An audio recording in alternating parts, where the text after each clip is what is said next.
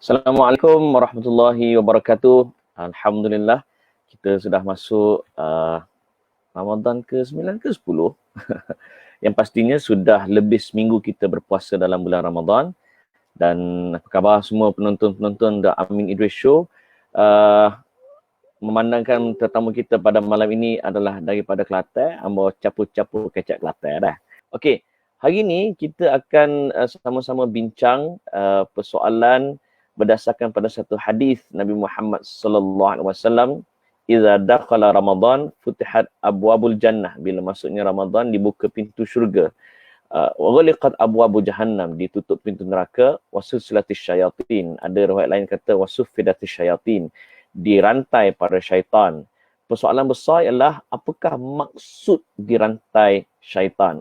Tajuk kita hari ini Ramadan dan Syaitan bersama dengan Datuk Dr. Abu Anas Madani aka Datuk Dr. Abdul Basit Abdul Rahman. Maka dengan ini saya persilakan tuan guru kita, muallim kita, Al-Fadil Datuk Dr. Abu Anas Madani. Assalamualaikum Datuk. Waalaikumsalam warahmatullahi wabarakatuh. Segar molek Alhamdulillah. Jaga ketua ni. Ana difahamkan Kelantan mengalami penurunan yang agak ketara jangkitan COVID-19 dan juga kes yang sembuh. Alhamdulillah di Kelantan makin okey Alhamdulillah, Kelantan hijau molek dah. Segar molek ijarah. Alhamdulillah. Okay. Alhamdulillah tu. Okey, kita hari ni nak bincang-bincang sikit tentang hadis, iaitu berkenaan dengan bila masuknya Ramadan, dibuka pintu syurga, ditutup pintu neraka dan dibelenggu syaitan. Daripada hadis tu Datuk, sebenarnya kita nak belajar gapo maksud dirantai syaitan. Dia kena ikat orang-orang tak boleh pergi mari ke lagu mana? Baik, terima kasih kepada saudara Amin. Assalamualaikum warahmatullahi wabarakatuh. Waalaikumsalam. Kepada moderator dan para penonton sekalian, alhamdulillah kita ini sudah berada di menghampiri fasa 1 Ramadan kan. Mana kita Ramadan tu ada tiga fasa, 10, 20, 30. Jadi kita ini sudah hari yang ke-9 insya-Allah. Dan bila sebut tentang Ramadan, ada satu hadis yang disabda oleh Nabi sallallahu alaihi wasallam sebagaimana dibaca oleh Ustaz Amin tadi, "Idza kanat awwalu lailatin min Ramadan suffidatis syayatin." Bila masuknya malam pertama Ramadan, syaitan diikat. Kan kita ada 2-3 lafaz tadi. Ada lafaz kata suffidah, maknanya diikat. Sulsilah. Sulsilah tu dirantai. Jadi ada yang kata diikat, dirantai. Yang pentingnya syaitan tu ada, bukan tak ada. Cuma bila hari Ramadan tu dia PKP lah sekejap. Itu lebih kurang. Untuk istilah mudah PKP kan. Jadi untuk istilah mudah kita faham, PKP sekejap. Jadi bukan tak ada terus, dia ada. Cuma dia diikat. Diikat makna dirantai, ada kata riwayat kata diikat, ada kata dirantai kan. Jadi 2-3 riwayat tu menyebut tentang sifat keadaan syaitan itu, dan ada kata tughallu. Tughallu makna dibelenggu. Jadi ada tiga lafaz ada. Diikat, dirantai dan dibelenggu. Yang penting syaitan-syaitan, cuma para ulama bincang tentang bagaimana cara dia belenggu tu, kan. Nak faham juga. Jadi kenapa diikat? Ana duduk perhati hadis ini, kita kena baca dengan ayat Quran yang Allah Taala sebut kan dalam Al-Baqarah 183 tu, A'udzubillahi minasyaitonirrajim, ya ayyuhalladzina amanu kutiba alaikumussyam. Wahai orang yang beriman, difardu atas kamu puasa. Kemudian di akhir ayat Allah kata apa? La'allakum tattaqun. Mudah-mudahan kamu dapat menjadi orang yang bertakwa. Allah nak suruh kita Ramadan ni jadi orang yang bertakwa. Bila dia nak suruh jadi takwa, maka diikatnya syaitan. Dibelenggu, dirantainya syaitan. Maknanya ibarat kata Allah buka lorong. Mau nak jadi takwa, aku dah buka lorong. Sebab belum puasa, kita lawan dengan 2 lawan 1. Ingat.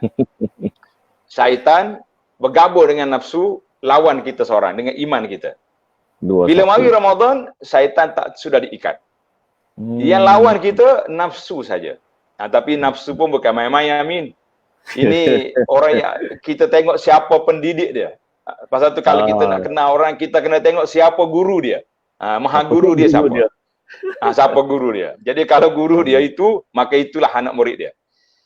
Jadi nafsu yang dididik oleh syaitan melekat. Syaitan kata, aku nak berehat sebulan, engkau jalankan tugas. Bermakna masih ada dia, syaitan. Jadi untuk menjelaskan masalah ini, saya ingat kalau kita nak buat ni, seronok juga. Sambil-sambil nak tunggu iftar kan. Cuma supaya para jemaah boleh memahami isu ni. Sebab ada seorang pakcik, dia dengar hadis ni, orang ceramah kata, bila mari Ramadan, Nabi kata, awalul lailatul Ramadan, sufidati syaitan diikat. Dia jumpa dia kata, Ustaz, dia kata, saya ni beriman, percaya dengan hadis Nabi SAW, bukan anti hadis, bukan macam geng anti hadis. Cuma saya nak tahu, nak faham macam mana orang kata hadis kata syaitan diikat. Habis pakcik tak percaya ke? Percaya benar dengan hadis, beriman terus, kita ni ahli sunnah. Kata, pasal apa ya timbul soalan ni? Dia kata gini, saya pergi masjid, ni orang Kelantan ni, kata hamba pergi masjid, sudah-sudah mai keluar daripada masjid selipar hilang.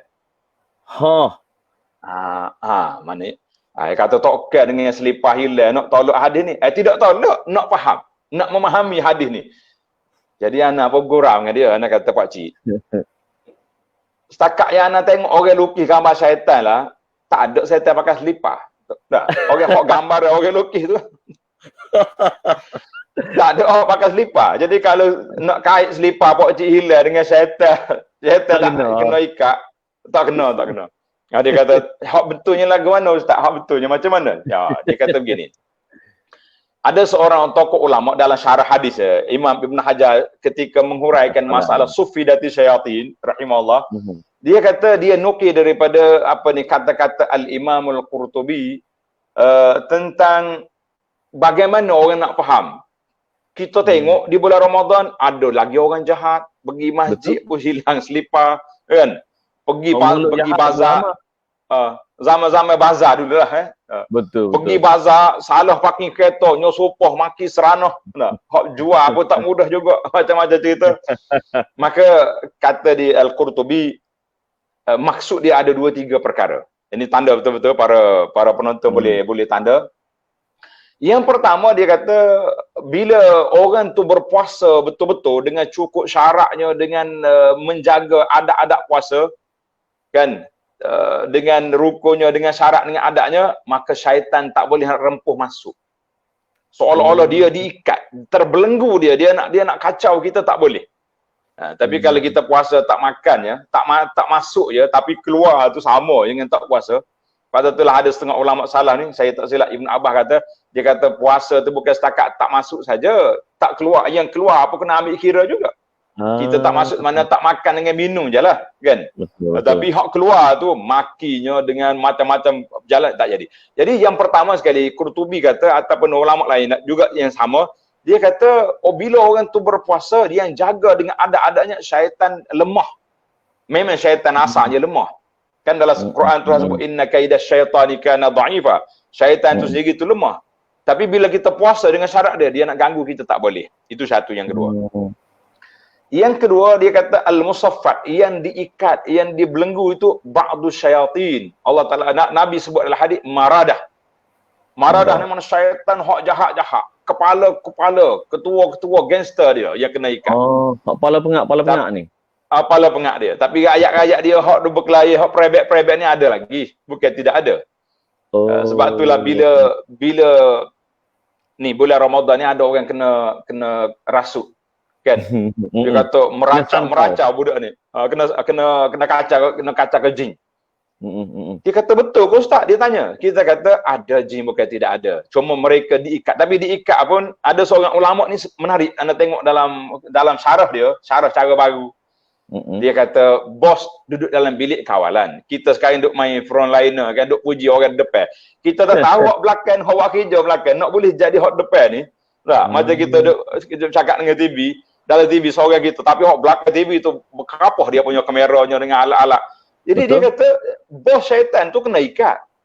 Tapi dia punya alat kontrol dia duduk main hijau jari ya, macam kita hari ni duduk main hijau jari dengan WhatsApp dengan apa ni, boleh lagi. Jadi itu dia kata bos dia ikat, kena tambah supaya Allah Taala nak kurangkan sikit resiko dia boleh mengacau orang. Tapi kekacauan tu masih lagi berlaku. Sebab itulah bulan Ramadan pun boleh lagi nak main sama-sama orang ni kalau mana. Ada masalah dia cerita. Faham. Itu masalah dia. Baik. Yang ketiga dalam syarah ini kata al-maksud taqlilus syurur, mana kurang sikit dia punya kejahatan tu kurang sikit. Sebab itulah kalau masjid buka, kita tengok malam-malam pertama Ramadan penuh masjid. Betul.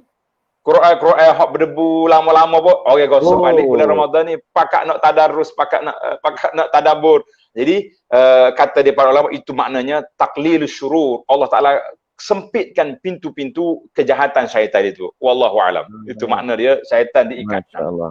Oh, maknanya maknanya yang maksud ketiga patutlah bila Ramadan ramailah hak tak bertudung tiba-tiba bertudung, ramai hak tak baca Quran jadi rajin baca Quran. Masya-Allah.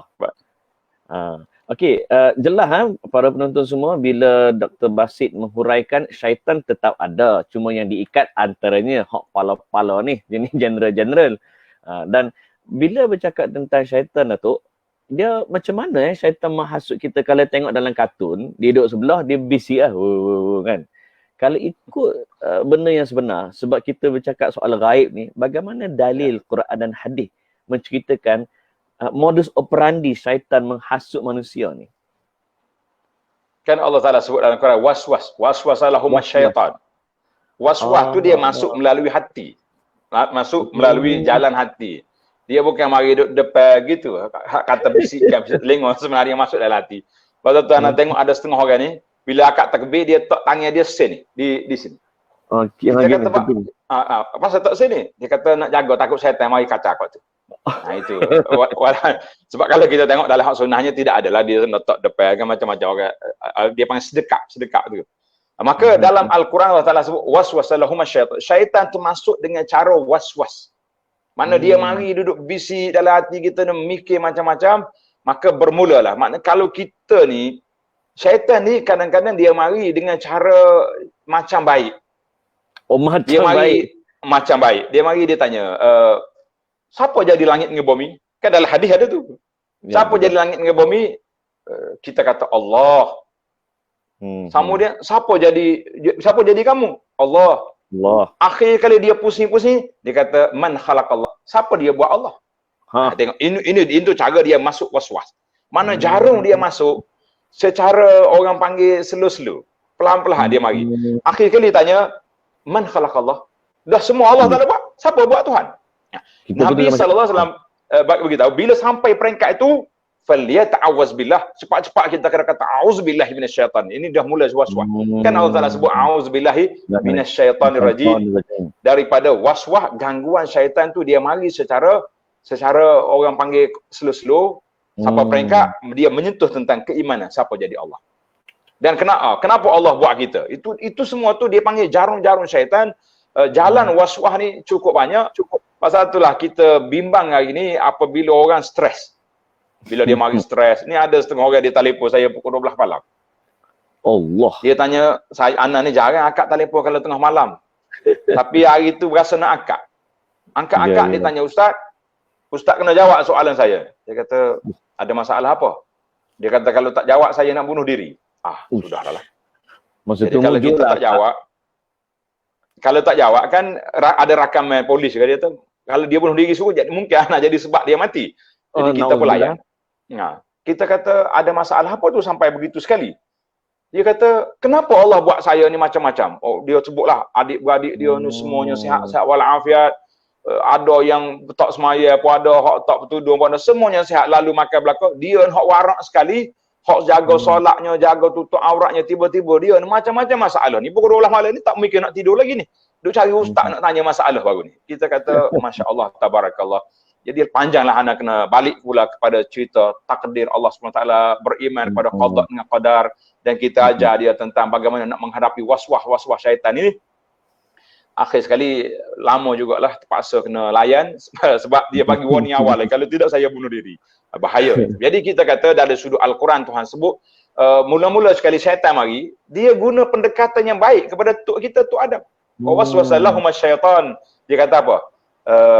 Mu jangan duduk dekat pokok ni, pokok syajaratul khuldi. Allah kata, mu jangan dekat pokok ni, wala taqraba, mu jangan hampiri. Tapi syaitan tukar tajuk. Dia kata ini pokok khuldi, pokok ni boleh kekal. Itu cara dia main.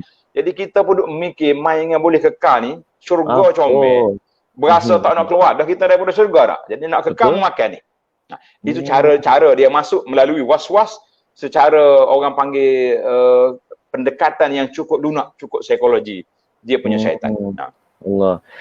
Anda teringat arwah Tok Guni Aziz kata dulu, syaitan ni dia buat sesuatu di kelilingnya dengan benda hak kita suka.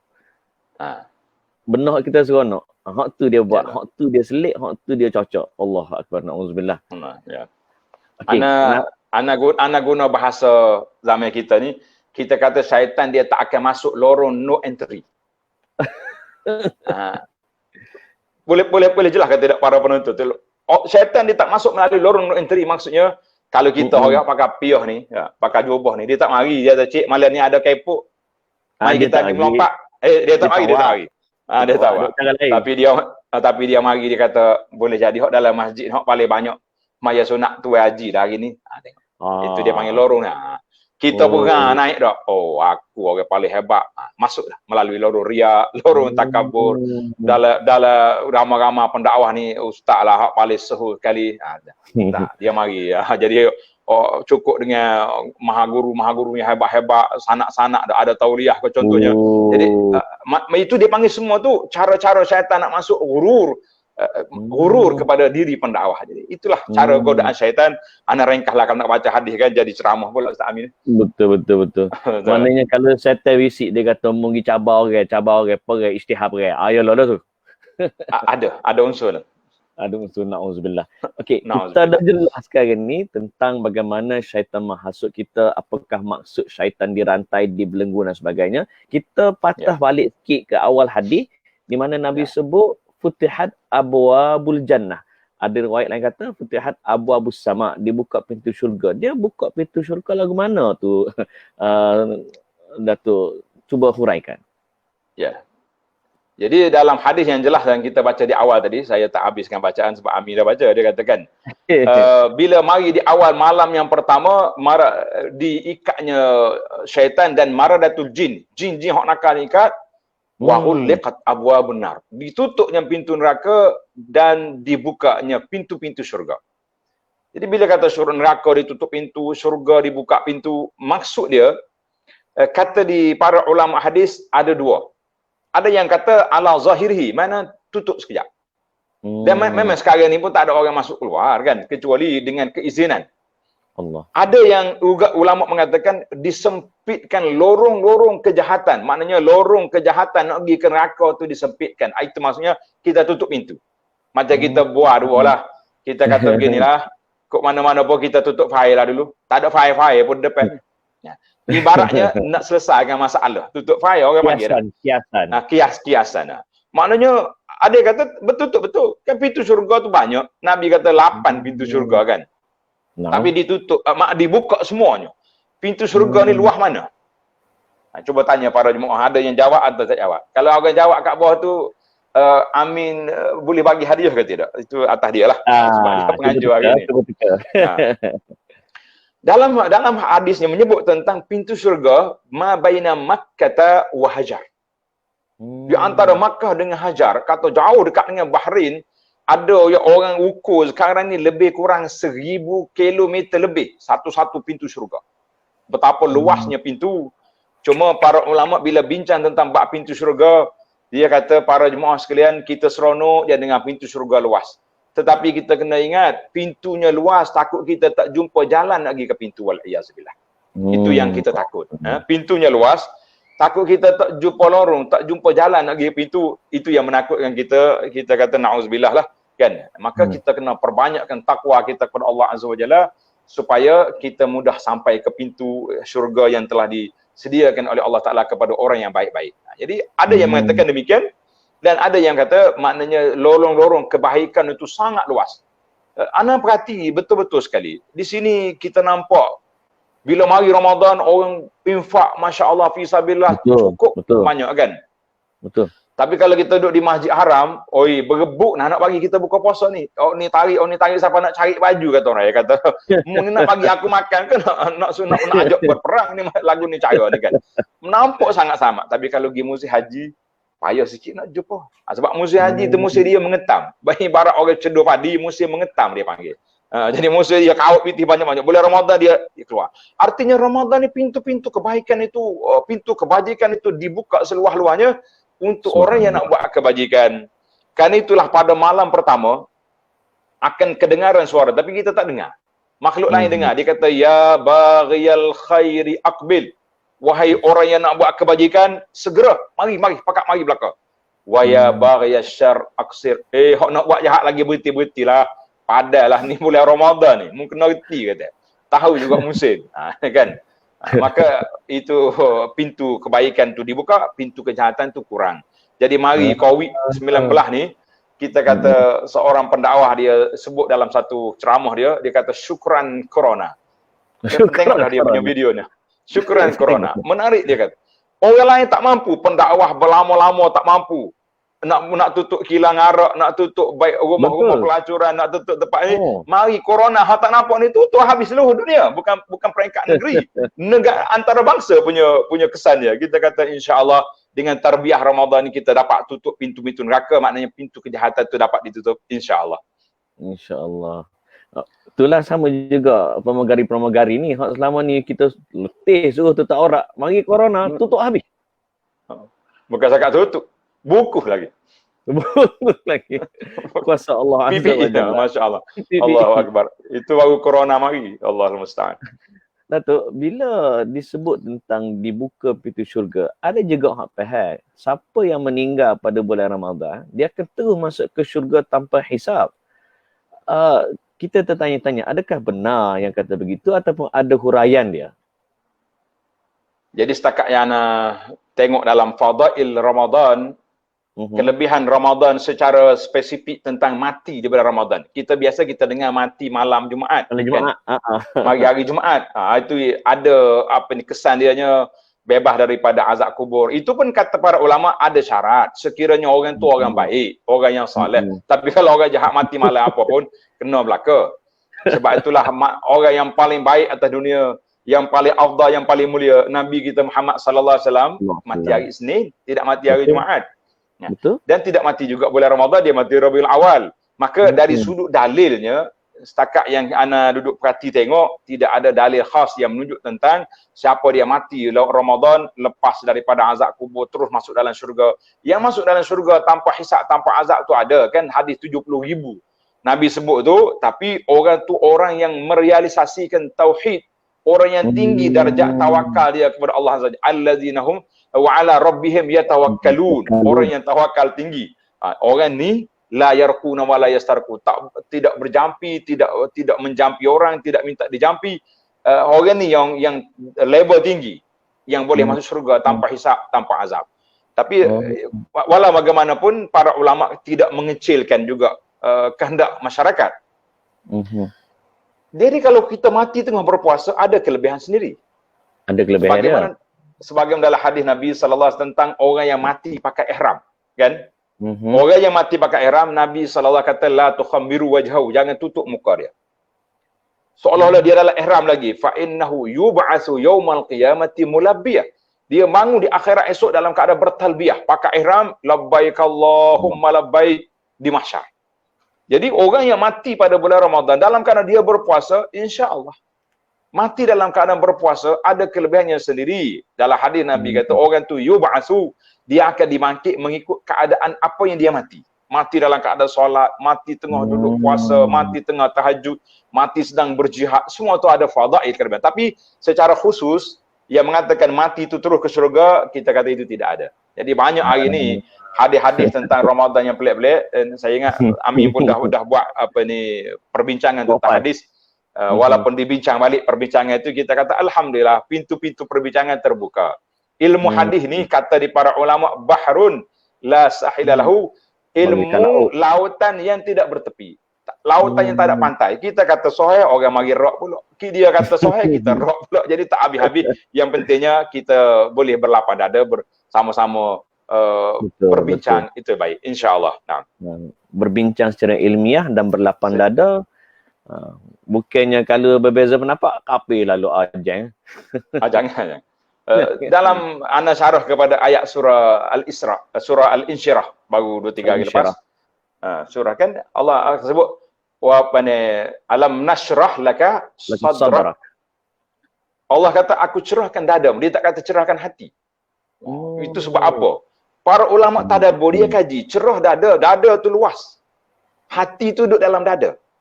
Mana kalau dada mu cerah, dada mu lapang, hati pun baik. Ini masalah hati tak baik, dada lagi sempit. Itu ulama tadabbur kata. Alhamdulillah para jemaah sekalian, ni bukan nak ngepin, nak kayak ya. Salah satu daripada buku yang saya usahakan, nama dia Rahmat Dalam Perbezaan.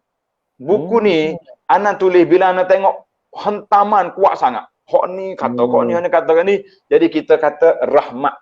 Perbezaan sebenarnya rahmat, bukannya azab. Tapi kalau kita baloh, dia tak jadi rahmat, dia jadi azab. Jadi ya kita hari ni berbezaan ke berbalahan yang banyak berlaku dalam masyarakat hari ni. Jadi bulan-bulan Ramadan ni agaknya tidak adalah perbalahan dari sudut yang tidak baik, sebab hilang kita punya ruh Ramadan itu sendiri. Tujuan kita puasa ni nak mengekang nafsu, tapi kalau duk balas juga ikut nafsu nama dia tu. Nah. Datuk, nak beli buku tu nak beli lagu mana? Ada jual di kedai ke ataupun beli online? Ni buku ni Telaga Biru terbit, tapi kalau nak online kita boleh beli di tak tahu Telaga Biru buka ke tak musim ni. Kalau tidak beli dengan Darut Taibah. darutaibah.com. Cari dalam tu adalah admin kita boleh tulis hantar, insya-Allah musim-musim PKP ni. Anak nak sebuti. Insya-Allah. Kita beri hadiah ya. Allahu akbar. Tak adalah hadiah paling bermakna melainkan hadiah buku. Insya-Allah. Ada juga manusia ni jenis dia puasa kan, sahur. Lepas tu pula kalau berbuka tu of course tepat pada waktunya lah. Masya-Allah, hebat. Terawih rajin. Tapi setelah 10 kali Ramadan, 20 kali Ramadan, perangai apa tu lah lagu tu?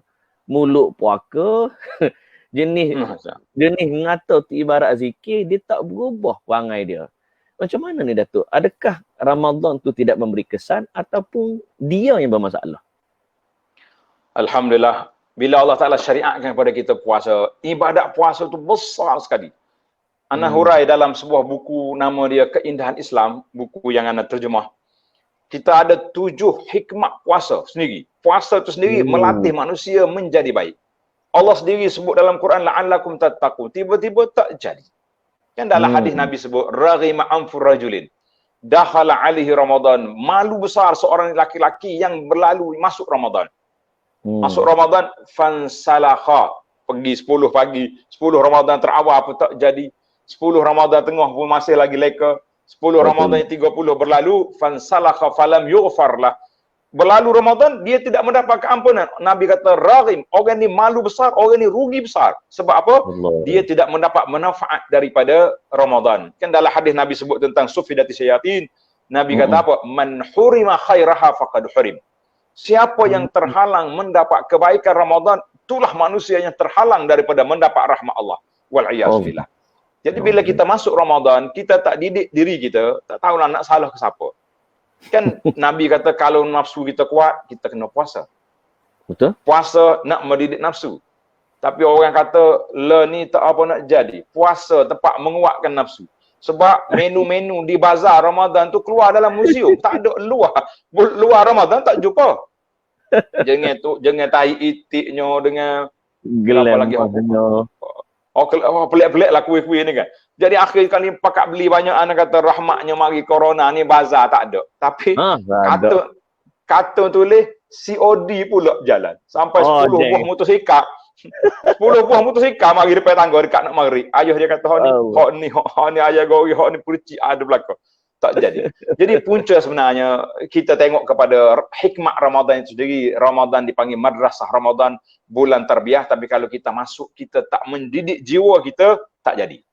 Anda ingat kata-kata sahabat Abdullah bin Abbas, dia kata al-makan la tuqaddisu ahadan. Dia sebut tentang kelebihan bumi Mekah dengan Madinah. Mekah Madinah orang panggil apa? Tanah suci. Betul tak? Orang ni setengah ni bila dia dosa tak baik, datang aku pergi Mekah ni jadi baik. Saya kata la. Mekah bukannya mesin basuh. Ataupun kelorok. Kita pergi tu pakai pusing-pusing tubik tu basuh lalu. La. Ibn Abbas kata apa ni? Kalau tak silap saya Ibn Abbas ataupun orang lain, yang penting ulama salah kata tempat tidak membersihkan seseorang. Yang bersih seorang itu allati tuqaddisu, yang bersih dia iaitulah jiwa dia itu sendiri. Dia nak berubah, dia jadi diri dia sendiri. Jadi kita pergi Mekah pun ada juga Mekah ada ngopak orang beramai juga. Saya jumpa seorang pak cik isap rokok di Mina. Dia baru nak cuci rokok, anak pergi kata pak cik kita duduk Mina ni. Dia dah tahu dah. Dah takut terlupa ingat duduk kapur dia. Dia tahu kata dah. Rokok dia tahu dah. Kata rokok tu tutup lu, buh dalam kotak ataupun boleh tu sapah. Dia hisap rokok berdekat tu sapah dah. Maknanya standard tu dia ledah situ tu. Kena molek. Kena molek. Jadi bila anak nasihat, kita kata saudara, kalau tidak nak berubah sekarang di Mekah ni, bila kita nak berubah? Dia jawab sepatah, dia kata, saya memang tak nak berubah. Kita kata jeng. Kata baiklah, kalau kita tak tahu rokok tu masuk dalam kemah. Kalau tidak saya panggil orang tabu haji mari igap lah. Maknanya walaupun di bulan Ramadan kalau kita tidak mendidik jiwa kita, kita tidak didik nafsu kita, tak mengekang keadaan kita, masih lagi kan Nabi sebut dalam hadis saya, man lam yada' qaula zuri wal amal bi, siapa tak jaga tak meninggalkan perbuatan-perbuatan yang tak baik masih lagi dekat Ramadan, falaisa lillahi haja. Allah Taala tak berajak mu tak makan dan tak minum. Supaya perangai tu lah. Jadi kita kata kesan Ramadan tak membekas dalam jiwa. Kalau kita masuk Ramadan seperti bulan-bulan yang lain, tidak ada persiapan, tidak ada latihan jiwa, tidak ada perubahan pada diri kita, kita kata wal'iyazubillah, Nabi kata hurimal khaira, telah mereka inilah orang yang terhalang daripada mendapat rahmat Allah SWT, wal'iyazubillah. Baik, yang terakhir Datuk, bila kita tengok orang puasa ni, satu dia puasa, dia bangun sahur Masya Allah, berak dia tidur balik, subuh tak semaya. Masya Allah, tabarakallah. Allah. Dia buka puasa. Ni apa nak kata ni Ustaz Amin? Satu fenomena. Ramai. Bila mari bulan Ramadan ramai orang tanya soalan ni. Dia kata, bulan puasa tak semaya jadi ke? Kita kata mana boleh. Masih orang buat kemah tak ada dia. Anak bok orang panggil terbalik terus kan. Jadi sedangkan solat itu tiang agama. Kan wa amuduhu as-salah. Nabi sebut dalam hadis Abu Zar tu. Tiang dia apa hadis Muaz anak. Amuduhu as-salah. Tiang agama ni solat. Tiba-tiba dia tak ada tiang, dia pergi buat rumah. Jadi ke tidak? Itulah ibarat mudahnya. Maka para yang penting sekali nasihat kita kepada ibu bapa lah kena main peranan. Kan sekarang ni PKP ni anak-anak duduk rumah sekali. Mak ayah pun ada sekali di rumah dah. Maka kita kata tengoklah anak-anak tu. Tak apa dia puasa dah, biar tak semaya pun tak mungkin jadi lagu tu. Macam mana tak puasa tak semaya. Dia tu punya puasa sangat, tak ada orang nanuk tengah hari. Dia terbaik aku puasa. Tak ada orang masuk tengah hari, nak pergi beli bazar pukul 3 baru buka. Jadi lapar saja baik dia puasa.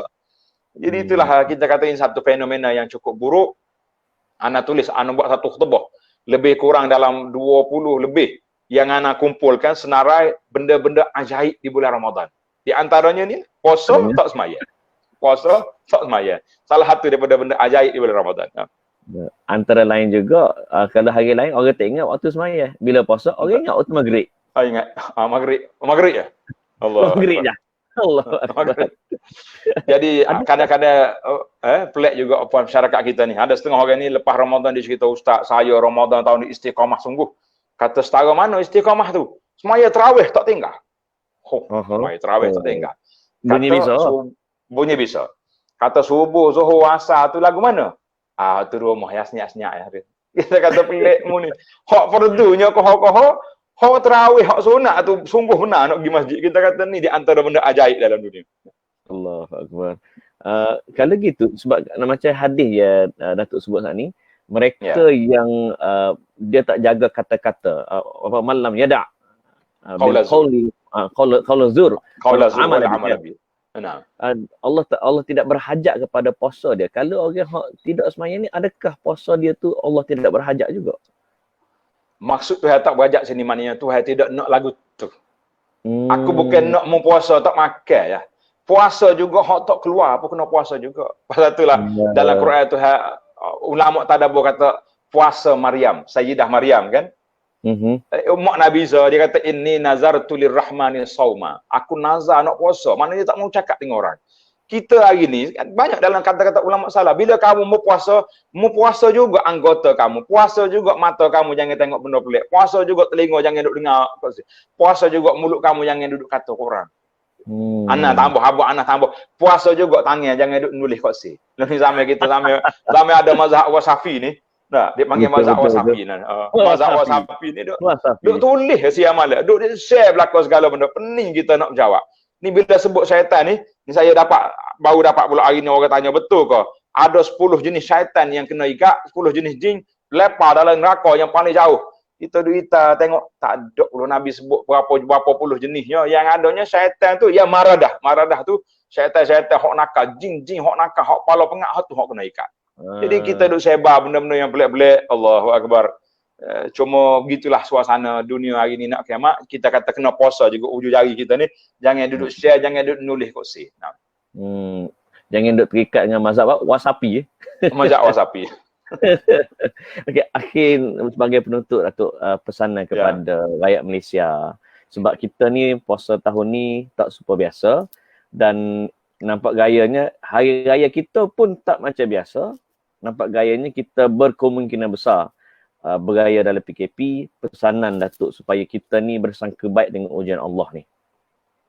Alhamdulillah para jemaah sekalian muslimin dan muslimat. Bila kita kata kita hari ini duduk dalam suasana PKP, kawalan pergerakan, anak kata hikmah besar. Sekarang ni banyak orang tahu, ramai orang sedar. Banyak orang tahu, ramai orang sedar. Dia tahu keluarga dia ramai orang tak semaya. Duduk rumah selama ni kita balik gelap dah. Tak tahu zuhur asar, tengok-tengok anak zuhur asar ajak subuh lagi tak bangun-bangun. Kita tahu keluarga kita tak salat. Inilah waktu kita nak baiki. Bila mari bulan Ramadan pula, ada pula semaya tarawih di rumah. Masa itulah kita pakat berai mata tengok, rupanya aku ni keluar Allah tak apa nak lepas ni. Baru kita sedar. Yang kita ni nak baca Quran tak apa nak ambil berat sebab dalam masalah Quran, kan? Kuliah ahli kafirun pun tak habis-habis. Tak habis-habis. Ni anak baca dalam public health kesihatan umum ni, dia keluar, dia kata keuntungan tahun ni berapa puluh tan satu hari makanan yang dicuah dalam tong sampah tidak berlaku tahun ni kerana PKP. Kita kata syukran corona. Corona mari ni pembazar apa hilang juga, masya-Allah tabarakallah. Jadi para jemaah sekalian, walau apa sahaja keadaan pun tuan-tuan masih bebas. Bebas dalam rumah, bebas nak pergi mana-mana dan kita bebas je keluar. Bila kajian kata 4 hari bulan ni nak boleh pergi pejabat. Tak ada 4 hari bulan, 1 hari bulan penuh dah di kedai-kedai kuih. Tak ada jarak, tak ada apa-apa. Kita kata masya-Allah tabarakallah. Pasal itulah anak kata kalau orang tak jaga kesihatan, kitalah jaga kita. Nak kata apa? Maknanya kita tak usah duduk pergilah tempat-tempat orang ramai tu. Bahaya kan? Jadi para jemaah sekalian, suasana yang ada hari ni mendidik kita. Kita kata kita masih bebas. Berapa ramai orang berpuasa di katil putih di hospital. Dan berapa ramai orang berpuasa di sebalik jaring besi dalam penjara. Kan? Sama ada dia di penjara kerana kejahatan dia ataupun di penjara kerana kezaliman orang terhadap dia, masing-masing ada. Kita kata alhamdulillah nikmat kita duduk dalam rumah dan hari ini pihak kerajaan telah mengisytiharkan suruh Tok Hulu masuk kapur, masuk bandar, pergi cari takut-takut ada rumah orang tak ada beras nak makan, pokok rakyat hantar mari segera. Pagi ni tak ada makan dia, tak ada tengah hari siapa ada. Kita kata alhamdulillah ini usaha yang baik. Dari sudut makan minum kita ada. Banyak sikit itu cerita lain kan. Maka ya, betul. Alik kitanya para jemaah sekalian, ini peluang. Dulu kita sibuk nak pergi kerja, nak pergi pejabat, sekarang ni tak ada kerja. Hari ni 9 Ramadan, berapa juzuk dah, berapa muka Quran dah kita baca. Jadi ini peluang. Jadi kalau hari lain tuan-tuan boleh jawab esok ke mereka, saya tak sempat baca Quran sebab kerja. Tapi mereka kata tahun PKP tu lagu mana? Nak jawab mana agak. Kantor itu bro panggil. Tahu PKP. Ada. Tak boleh baca Quran juga. Okey, macam mana? Allahu akbar. Jadi alhamdulillah ana fikir Sahabat kita Ustaz Allah tu keluar buku dah. Malaysia berkurung. Itu kita kata di antara terbaik. Dan kita boleh fikir para jemaah sekalian, kalau boleh, masing-masing jemaah kita ni tulis 10 kebajikan, 10 hikmah di sebalik kedatangan corona. 10 hikmah. Tak usah sebutlah cerita minyak turun tu. Minyak turun pun kalau kereta duk sebek depan tangga tak jadi apa juga. Tak ada maknanya. Tak ada maknanya. Minyak turun, kereta tak jalan. Tak ada apa. Jadi kita nak 10 hikmah di sebalik kedatangan corona. Mana kita boleh insah diri, kita tahu bahawa makhluk yang halus yang tak nampak mari itu pun kita susah hati dah. Lagu mana kalau Tuhan hantar mari virus corona besar dan naso seko-seko. Agak-agak mana gitu. Allah, maafkanlah. Baru tak terbit, bukan cakap tak terbit rumah, kau cium rumah sama, tak mani nak terbit dah. Tak mani nak derak dah kata orang. Ni derak kata ni, tak cakap nak berambak dengan polis. Itulah nasihat saya supaya kita insaf bahawa suasana yang ada ni besar. Anda baca dalam kisah di Andalus. Di Andalus waktu pemerintahan Abdul Rahman An-Nasir. Abdul Rahman An-Nasir waktu dia tu berlaku kemarau yang begitu dahsyat, kering kontan negara. Maka dia isytihar supaya solat istisqa, minta hujan. Jadi dia hantar wakil dia supaya pergi jumpa dengan Al-Qadi Mu'iz, qadi besar dia, suruh hadir sama. Qadi tu tanya wakil raja hak mari tu. Dia kata sebelum aku nak keluar pergi semaya istisqa, aku nak tanyamu. Amir duk buat gapo dalam rumah dia lah ni? Takut duk relax-relax ya, duduk dengan lagu ke duduk kalau zaman kita kat duduk main Facebook lah ada. Komen orang tu, komen orang ni tak kena belakang contohlah. Contoh tu. Kata di wakil Amir, dia kata aku tak tengok lagi perubahan yang berlaku kepada Amir. Apabila melari kemarau panjang, aku tengok dia dalam rumah dia duduk menangis ya, duduk munajat ya. Dia kata, Ya Rabbi ya Karim, apakah keringnya negara ini dengan sebab dosa aku ya Rabb? Ya Rabbi ya Karim, dengan sebab kesalahan aku ke ya Rabbi tahan hujan ni, dia duduk menangis. Kata di Al-Qadi rahimahullah ta'ala, dia beritahu kepada pembantu dia, esok kita nak pergi solat istisqa, bawa payung selalu. Bawa payung. Sebab insya-Allah iza khada'at jabbarul ardi, apabila penguasa yang besar di atas dunia ni tunduk kepada Allah, insya-Allah jabbarus samawati wal ardi, penguasa yang memiliki langit dengan bumi akan turunkan hujan. Kita kata begitulah para jemaah sekalian, pemimpinnya, masyarakatnya, rakyatnya, sama-sama kita bermunajat supaya Allah Taala angkatkan COVID ini dengan segera. Tapi kalau kita yang munajat, orang besar-besar tak munajat, kita kata tak jadi sebagaimana kata di Qadi tadi, kalau Abdul Rahman Nasir duduk relax, aku tak akan pergi salat istisqa. Maknanya tak jadi. Sebab ketua tu tidak insaf. Marilah sama kita insaf daripada atas ke bawah, daripada bawah ke atas, sama-sama kita insaf. Mudah-mudahan Allah Ta'ala angkatkan bencana yang ada ini dan kita dapat kembali ke masjid insya-Allah. Jadi itulah ucapan saya. Terima kasih kepada Amin dan semua para penonton sekalian. Semoga pemerintah negara menonton The Amin Idris Show hari ini biar mereka terasa supaya mereka juga turut bermunajat. Dan insya-Allah kita yakin Menteri Agama kita pun gigih bekerja atas sana supaya rakyat ni sentiasa dilindungi insya-Allah. InsyaAllah. Datuk, di bulan puasa ni buka puasa orang rumah je lah masaknya. Orang kita duduk pondok ni dia jauh-jauh orang sini. Kadang-kadang duduk main bertukar dapur juga. Itu ni bulan puasa ni. Tapi orang rumah tu tak boleh lagi. Dah tu main pakar dah bagian masaknya. Serah ke dia. Cuma kena ingat molek ni suami-suami ni kalau tengok ada makanan dapur kuih-kuih jangan mudah nak puji, bahaya. Dengar ada cerita orang lagi motivasi salah. Apa? Masa ada lagi. Teruskan. Kita program kita. Dia pergi kursus motivasi. Keluarga bahagia. Jadi kata di orang hok jo motivator lah macam Amin lah kita kata dah. Dia kata kalau isteri kita masak kita kena puji. Barulah dia naik semangat. Enggak dia klik pagi tu nak laksanalah ilmu hok dia belajar ni. Klik ada kuih dapur. Puji dia makan bismillah nyo puji sungguh-sungguh. Dia bini dia kau puji kau masak. Pelik mana ni? Dia kata ahli motivasi ni tipu aku kau mana dia? Mu duduk jauh kalau tidak jangan rumah meja ni. Bini dia kata apa? Abang 20 tahun saya duduk masuk kawak tak pernah puji. Hari ni hok jiran sebelah hata kuih mu puji melangit-langit kebetulan jiran tu pula janda. Allahu akbar. Amin pula. Jeng. jam oleh. Jadi kata maknanya kalau bagi motivasi tu kena sebut juga, kena siasat dulu siapa dia masuk jangan ada puji tak tu kalau nyanyi. Jadi kita alhamdulillah bulan Ramadan ni kita pakat puji belakalah isteri masing-masing yang beruntung lumuh duduk masuk kepada kita dah. Dah, kalau dulu kak relax-relax kak bila-bila balik kerja tu dah lagi singgah di bazar ni tak ada bazar dah pakai dapur lah kita kata jazahumullahu khairan jazahunna Allahu khairan. Allah Taala lah balah baik pada semua isteri kita dan semua isteri-isteri orang lain yang bekerja betul lumuh buat makanan Ramadan. Kita kena jangan lupa manfaat para saiman, siapa dia beri makan orang puasa dia boleh pahala orang puasa. Masya-Allah tabarakallah. Itu motivasi besarlah saya kepada suri-suri rumah yang masak nasi. Tak usah baca hadis persu tu, amin. Dengar ada hadis persu. Mana-mana isteri yang beri dia minum air ke lelaki sekali minum tu lebih baik daripada puasa sunat setahun. Enggak dia benda hok malah dah puasa. Kan? Beres lalu. Pakai beres lalu. Jadi tok laki kelik tunggu lalu tanggos. Gelah. Duduk relax kejap mari air kopi pula kena 3 gelas 3 tahun tak puasa. Jadi tak usah pakai lah ada plesu pada yang kita pakai hadis ada. Ya. Hok sahih belana tok. Hok sahih belana. Jadi kita pakai hadis hok Nabi kata siapa dia makan orang buka puasa dia boleh pahala supaya orang puasa. Itu besar daripada tu. Alhamdulillah.